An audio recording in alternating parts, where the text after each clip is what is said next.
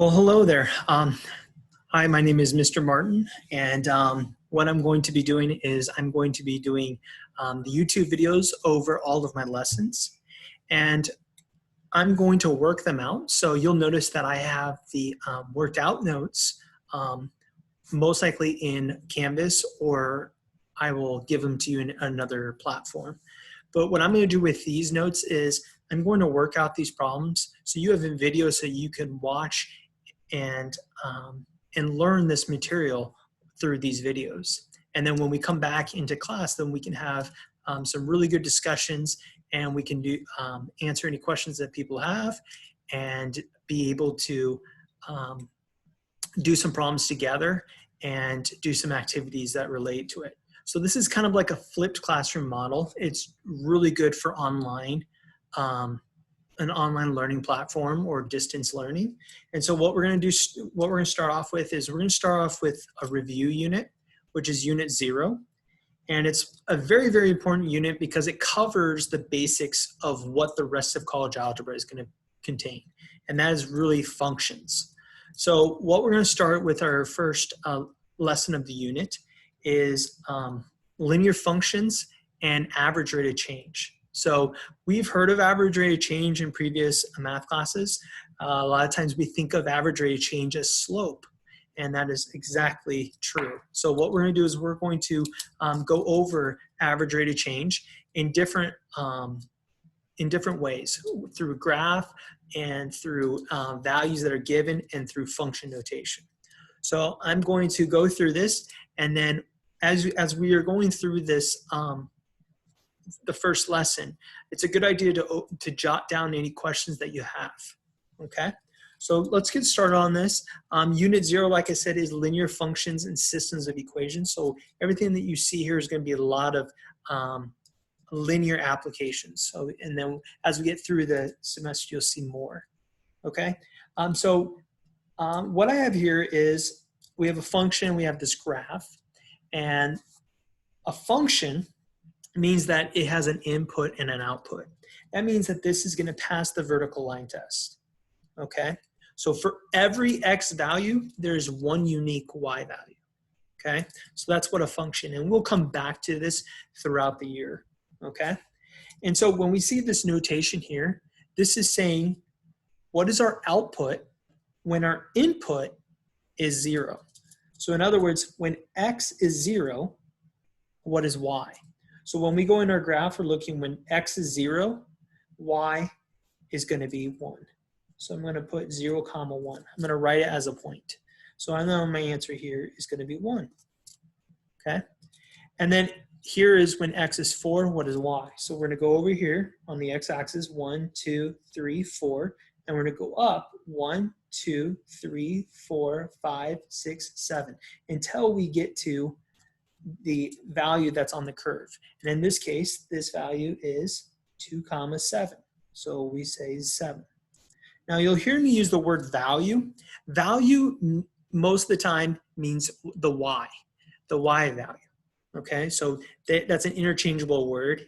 And so you'll notice here that an input is our x value. So when x is 7, we're looking for the y value. So 1, 2, 3, 4, 5, 6, 7, and then we're going to go up 1, 2, 3, 4, 5, 6, 7, 8, 9, 10. And so this is going to be, oops, is that 7? I went over 1, 2, 3, 4, 5, 6, 7. Yep. And so this is going to be 7, 10. Okay. So this value here is 10. Okay. And then as we go along, we're going to go to when 13. So when x is 13, 1, 2, 3, 4, 5, 6, 7, 8, 9, 10, 11, 12, 13, and then we're going to go all the way up to this point up here. So this point up here is going to be 15. So this is going to be 13, 15. Okay, so I'm going to say that our output, or f of 13, is 15.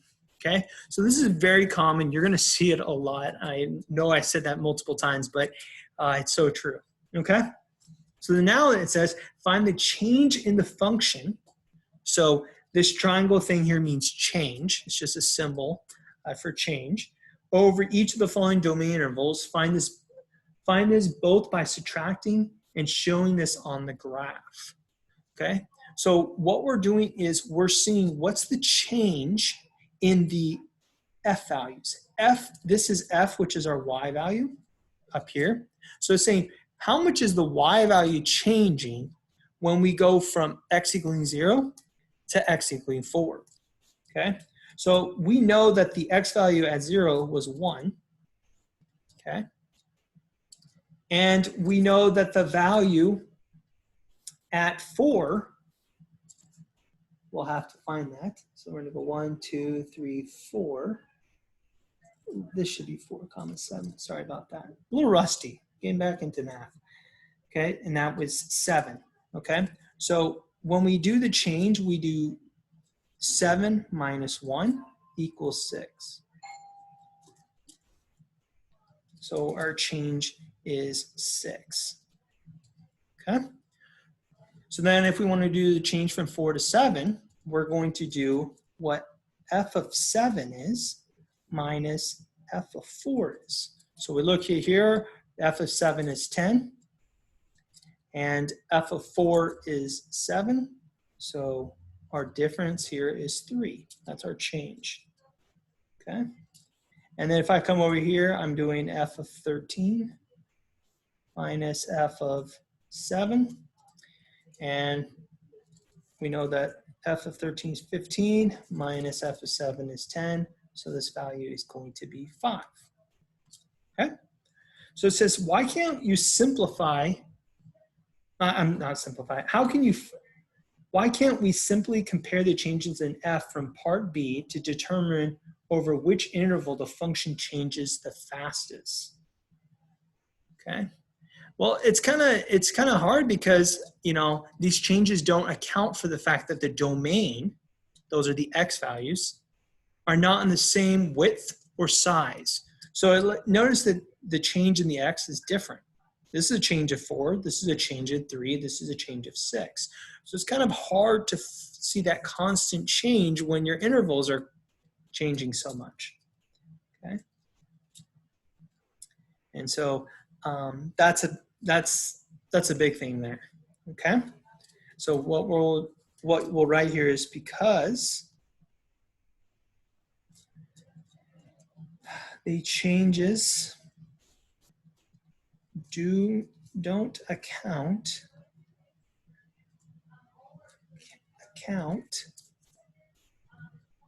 for the fact that the domain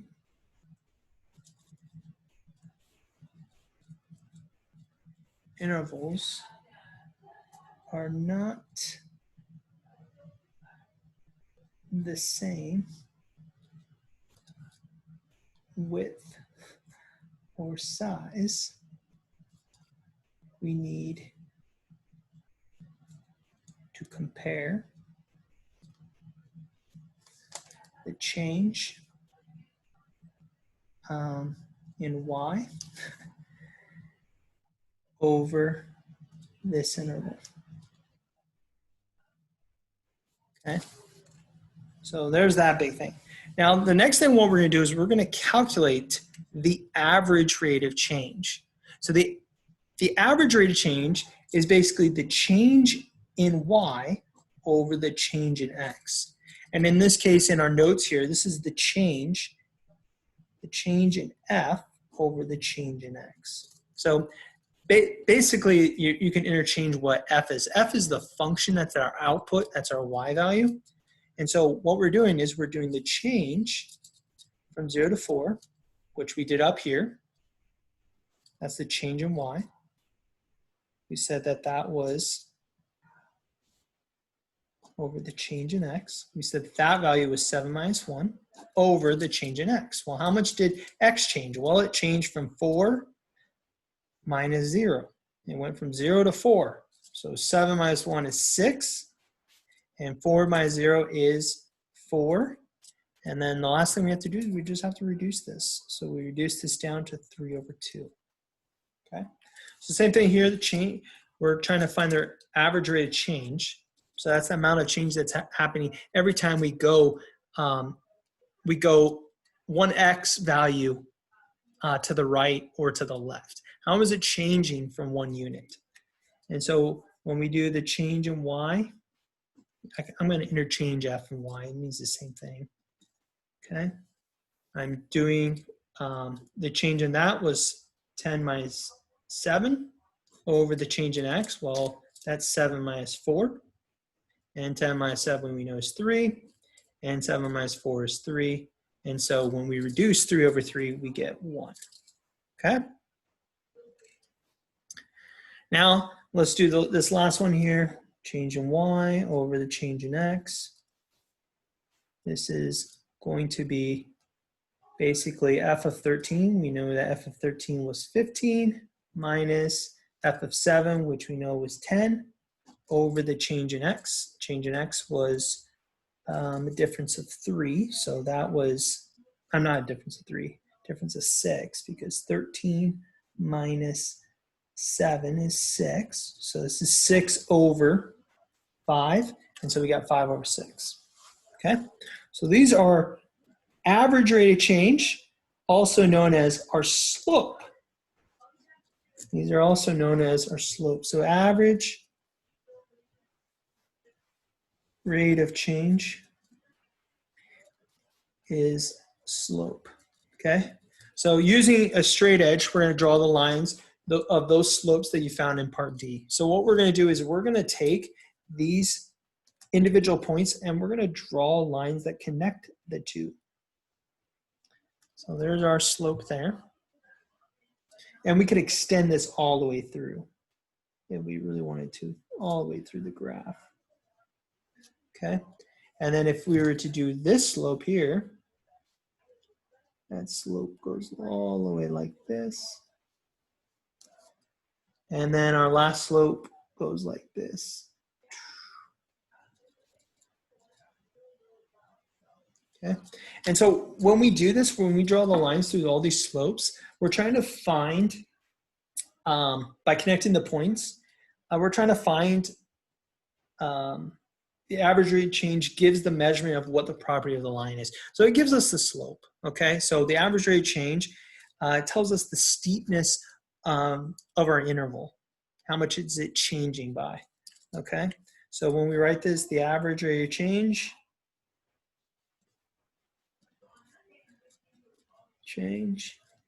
is slope, which measures how steep the line is that connects the 2 points on the function. Okay, so basically all you need here is you need just 2 points to form a line. That's all you need to be able to form a line. If you have 2 points, you can write the equation of a line, you can graph a line, you can do all kinds of stuff, okay? But the big thing here is that in order to get slope, you have to have 2 points, okay? To get average rate of change. Now later on in math, we can find the slope at a specific point on a curve or on a function, and that is basically the first part of calculus. So if you're planning on taking that class, got to know this first, okay? So what we're going to do is we're going to flip the page here, and it's just giving the definition of what average rate of change is. Average rate of change being slope, so I'll write that right there.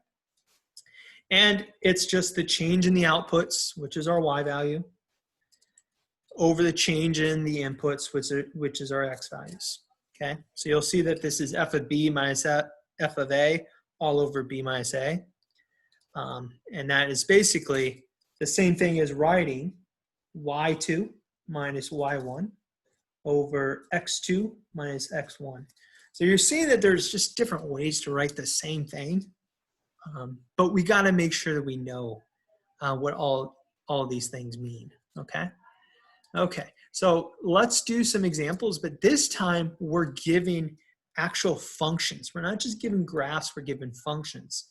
So in order to find the average rate change for both f of x and g of x at these specific intervals, we have to find the outputs first. So what we're going to do is we're going to find the output for f at x equaling -2.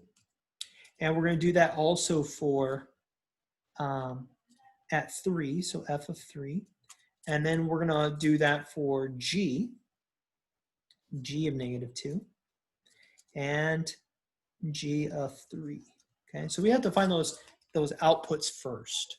So I'm going to take our x value is -2, and I'm going to plug it in for the x. So I have 5 times -2 plus 7. And if I simplify this, this is -10 plus 7, which gives us -3. And then if I do f of 3, I'm going to plug a 3 in for x. So f of 3 plus 7, that's 15 plus 7, gives us 22. So you could just write 15 plus 7, and that gets us 22. Okay. So we have that. We'll do, we'll find the slope right here, and then we'll go to g. So to find the slope, what we have to do is we have to take our 2 points. We have 2 points now. We have -2, -3, and we have another point which is 3, 22. Okay, those are 2 points that are on a graph. And we're going to do the change in y over the change in x. So we're going to do y2 minus y1 all over x2 minus x1. Okay, so I'm going to basically take my y2. I'm going to say that my y2 is this, y2. This is x2. This is x1. This is y1. So y2 is 22 over x2 is 3 minus, I'm just following the formula here, -3 over -2. And so 22, 2 negatives equal a positive. So these are going to become positive. 25 over 2 positives gives us 5. So 25 over 5, we reduce that down, gives us 5. Okay? So now what we're going to do is we're going to do it for g. Okay? So g is this guy here. You've probably seen it in your past math class. This is called a quadratic function or a parabola on a graph. So I'm going to plug in -2 wherever I see an x in for g. So 2 times -2 squared plus 1. And I'm going to simplify. Now, we have to be very careful when we simplify this because this is order of operations. So we have to do exponents first. We got to do what's inside the exponents first in the parentheses. So -2 squared gives us 4. That's positive 4. So we have 2 times 4 plus 1. Well, that's 8 plus 1 gives us 9. Okay, so there's g of -2. And then we're going to do g of 3. So 2 times 3 squared plus 1. And then we're going to solve that one. That's going to give us 2 times 9 plus 1. So 18 plus 1 is 19. Okay, so we have our 2 points here. Our 2 points here, if I can find some room, I'm going to put it over here. Our 2 points are -2, 9 and 3, 19. Okay, so then what we're going to do is we're going to follow slope. We're going to let this be y2. This is x2, x1, y1. Okay, so I got 19 over 3 minus 9 over -2. And so 19 minus 9 is 10. 2 negatives here gives us a positive. So that's 3 plus 2 is 5. And then we reduce, gives us 2. Okay. So the slope for f on this interval from -2 to 3 was 5. The slope for g on the interval from -2 to 3 was 2. Okay.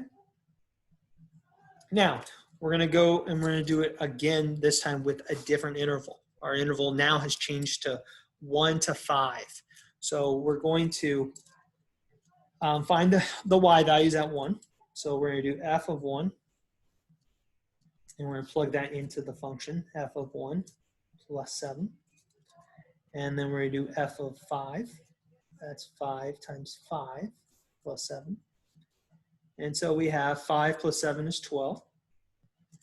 5 times 5 is 25. Plus 7 gives us 32. Okay. And then we're just going to write these as points, right? We have 1 comma 12, and we have 5 comma 32. This is our x1, this is our y1, this is our x2, this is our y2. And so we have 32 over 5 minus 12 over 1, and then we're going to solve. So 32 minus 12 gives us 20 over 5 minus 1 gives us 4. And so when we reduce this down 20 divided by 4, this gives us 5. So the slope there is 5. Keep a note of that the slope there is 5, and the slope of f on this interval was 5. Now let's try it with g. So we have g of negative 2. We're going to plug it wherever we see an x. So wherever we see an x, we're going to plug a negative 2. And so when we solve this, negative 2 squared is 4. 4 times 2 is 8. 8 plus 1 is 9. Okay, if we do g of, oh crap, I plugged in the wrong x value. What x value was I supposed to put in? I was supposed to put in 1. So what we'll do is we'll change it. We'll change this so that this is a 1, cross this out. Change this, put a 1. So 1 square is 1, 2 times 1 is 2. So I'm going to scratch this out. I'm going to erase this. Okay. Erase this, and this is 2. Oh, crap. Let's try it again. This is 2 plus 1, which is 3. There we go. Okay. So I got 3 there. Then this one, we're going to plug a 5 in. So we got 2 times 5 squared plus 1. So 5 squared is 25. So we got 25 times 2, which is 50. 50 plus 1 is 51. Okay? So we got 2 points here. We got 1 comma 3, and we got 5 comma 51. This is our x1, this is our y1, this is our x2, this is our y2. So we got 51 over 5 minus 3 over 1. So 51 minus 3 is 48. 5 minus 1 is 4. And if you reduce 48 over 4, comes to 12. Okay. So that's a lot of finding, calculating slope here. So what we have here is the average rate of change for f was the same for both 1 and 2, but was not the same for g. Okay, so the average rate of change for f, you'll notice here at 1 and 2 is the same. It was 5. But at g, it was 2, and then on this interval from 1 to 5, it was 12. Okay, so why aren't they the same?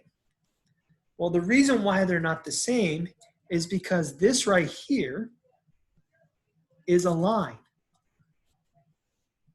Okay, a line or a linear function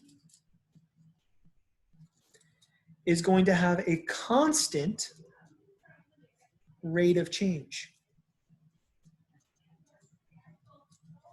When we hear the word constant, that means the same. Constant means same in this case. So like when I say I'm constantly growing, it's not like, it means the same in this case. So constant rate of change means it's the same average rate of change, okay? So this is going to be the same slope whether we pick any 2 points on this function here. There will be a line, and that line would represent the same slope. But for this one, this is a quadratic equation. Quadratic. And quadratics have a curve. They're a U shape. They're like a U shape to them. So if I were to take 2 points on the interval like this, or if I were to take these 2 points here, the slopes are going to be different based on the interval. Okay, so this was f of x, was line. G of x is quadratic, and we'll talk about this a lot more in this class, which is also a parabola. That's that U shape. Okay, and the rate of change, will be different based on the interval.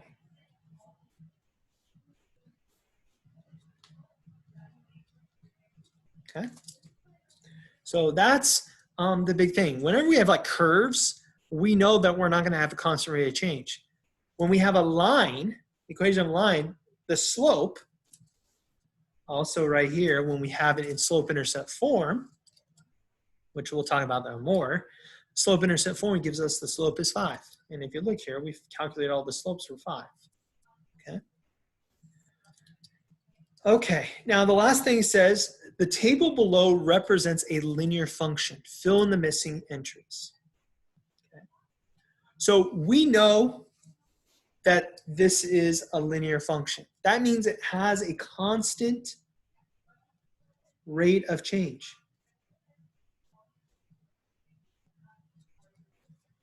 Okay.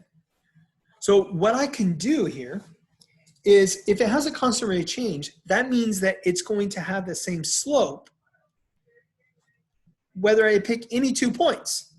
So if I were to pick these 2 points here and find the average rate of change, these 2 points being 1, -5 and 5, 1, you would do y2, this is our y2, our x2, our x1, and our y1. And we have 1 over 5 minus -5 over 1. And then these two negatives equal a positive.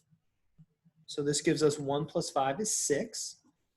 And 5 minus 1 is 4. 6 over 4 reduces down to 3 over 2. Okay. So when we were to write the equation of a line, we are given y equals mx, m being our slope. This is called our slope. So we have 3 over 2 plus our y-intercept. Our y-intercept, let's say, it's b. And we don't know what the y-intercept here is, do we? Okay. But we can calculate it. Like, oops, I forgot the x there.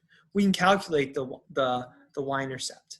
So how we can calculate that is by plugging in a point. So we can pick any one of these points. But the problem here is that these values are missing. That's the whole point of this. We're trying to find these points here. So what we'll do is we'll plug in one of these 2 points. Let's do 5, 1. So 5 is x, so we'll put a 5 in for x times 3 over 2 plus b, and that equals y. Well, y was 1. So this, when we reduce this, this gives us 1 equals 15 over 2 plus b. Okay. Now, this is a little bit different because what we have to do here is we have to get b by itself. We got to find the y-intercept. So we're going to do the opposite of positive 15 over 2. We're going to subtract 15 over 2.